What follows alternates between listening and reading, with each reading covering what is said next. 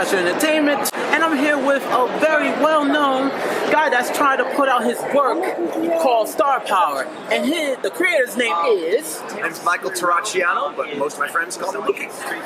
Well, first of all, how is the convention going for you? Connecticon is always an amazing weekend for us. I've been kind of a staple here since the very first Connecticon back in like 2003, and since then I've become like the host of the main event of the weekend, the Cosplay Deathmatch, which is tonight at 8:30. The main events. I'm excited about that. Connecticon is always an amazing time. So what's the update on Star Power? Well, the biggest news that we have here this weekend is that we are currently kickstarting our 5th book, Star Power and the Choir of Dr. Hym, H-Y-M-N. I cannot draw you. So, running our Kickstarter now, it's going all month long. We've already hit the funding goal, so now we're just like doing all the extra stuff, hitting the stretch goals, and giving people an opportunity to still get in on all the campaign exclusives, like book discounts, some commissions from your guard, an appearance in Volume 6. So, yeah, lots of stuff going on in Volume 5. And can you get into more description about the character called Hym? Thank you. Call what? Called Hym. Oh, Dr. Hym? Yeah, Dr. Hym is an eccentric choir composer in the Millennium Federation, which is the interstellar civilization where Star Power lives. And since she's been gaining notoriety being Star Power, he gets an interest in her and invites her to his like private estate for her and her friends to his private estate for a private engagement. There's something else going on with Dr. Hym that the crew doesn't know about. And, what that is, you'll have to read the book to find out. Now, from book 1 to book 5, can you talk about the progression of Star Power went through? The progression of the character, it's been the progression of somebody who's like learning to deal with something extraordinary that's happened to her. You know, rising to the occasion of being a hero when she didn't choose to be, when she's called to do it. She's become more comfortable as Star Power. She's grown to trust the people she's come to rely on. Some of the galactic defense officers that have been assigned to her. She's learned that there's ways to help people besides punching warlords beyond the borders of the Millennium Federation. And she's learned how to deal with things that she's not really prepared to deal for, like war. She's an astronomer who was granted this power. She wasn't like a trained soldier or anything. She's just a regular person, or just a science geek, or a scientist, I should say, who suddenly has to suddenly finds herself in the middle of like a war, and like, all right, how do you solve this? And like she gets in way over her head. So, her learning to deal with situations that are over her head and using the powers she's been granted responsibly has been her overarching character progression over book 1 to book 5. Now, after book 5 ending, for book 6, did you want to try something new on book 6, or you wanted to continue from book 1? We always try something different with our books. There's a different theme to all of our books. Like, book 1 is a hit the ground running origin story. Book 2 is more of a character study. Book 3 is like a planet hopping adventure. Book 4 is a war story. Book 5 is a slow burning suspense story. So book 6, just Star Power and the Life Smugglers, that's kind of got like a private eye, like noir detective sort of flavor to it. Now, again with book 6, is there a build-up within book 6 that could carry over to the next future book? We try to keep we try to keep we try to keep the books connected, but not so much that if you were to start on a later book, you would be punished for not having read books 2. Every book is episodic, so we want people to be able to start with book 4 and be able to pick that up and still be able to enjoy the story without ever having read books 3 to. So we do keep some connection, but not so much that you're required to do homework to fully enjoy book 5. You know.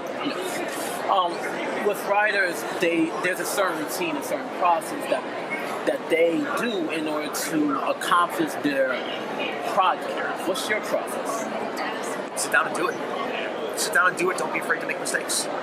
I know I can get so hung up. I can get hung up in getting it right the first time that I sometimes end up staring at a blank screen. I gotta write. I gotta get something done. We're on a deadline. I gotta get stuff to Garth in time, weeks ahead of time, so he can approve an entire script. So I gotta just sit down and do it. I just gotta sit down and put something on the screen or on paper, however I'm writing that day. And he's my editor. He's the one who says, I like the way this issue looks, I want to draw this way.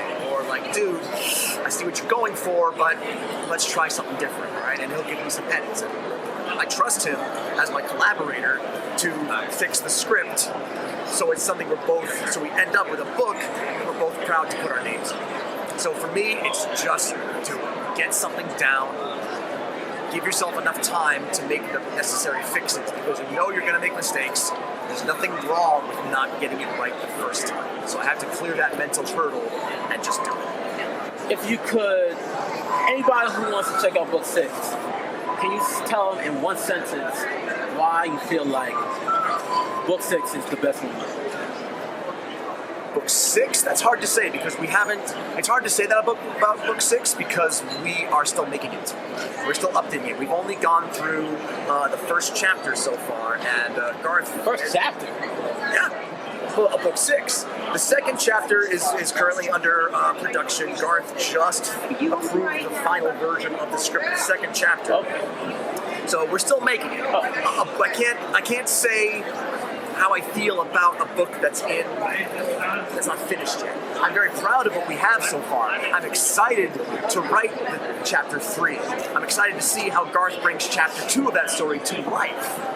So I'm excited about the ride of making book 6. I'm excited about seeing where it goes and if we can do a noir-flavored sci-fi superhero story. But as with every other story, I think all of our books are the best ones because they're different books with different themes and different flavors. So I like this flavor, I like that flavor, and I like that one. So I can't pick a best because I love them all for different reasons. Since you said that, I must ask you, what is the goal for book 6? The goal for book 6 is the goal is the same as everyone, to tell the best story we can.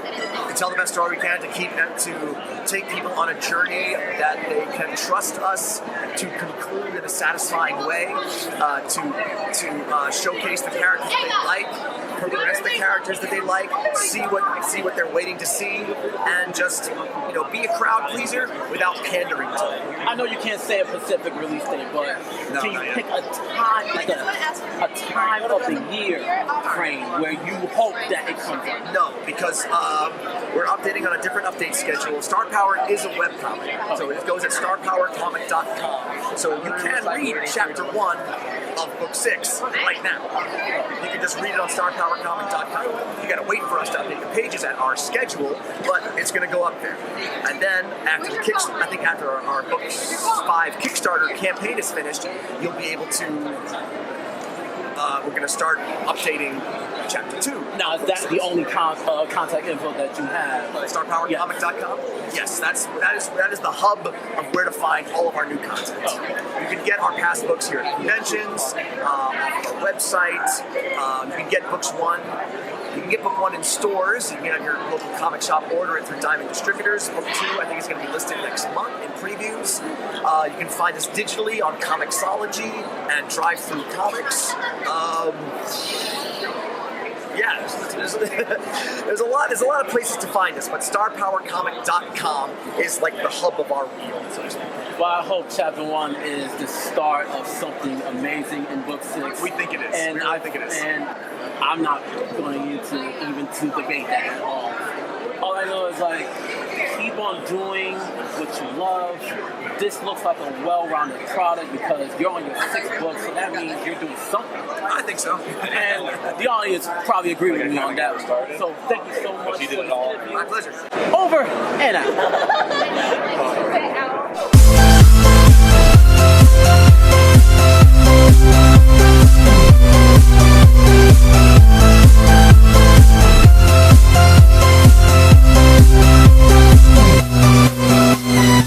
life.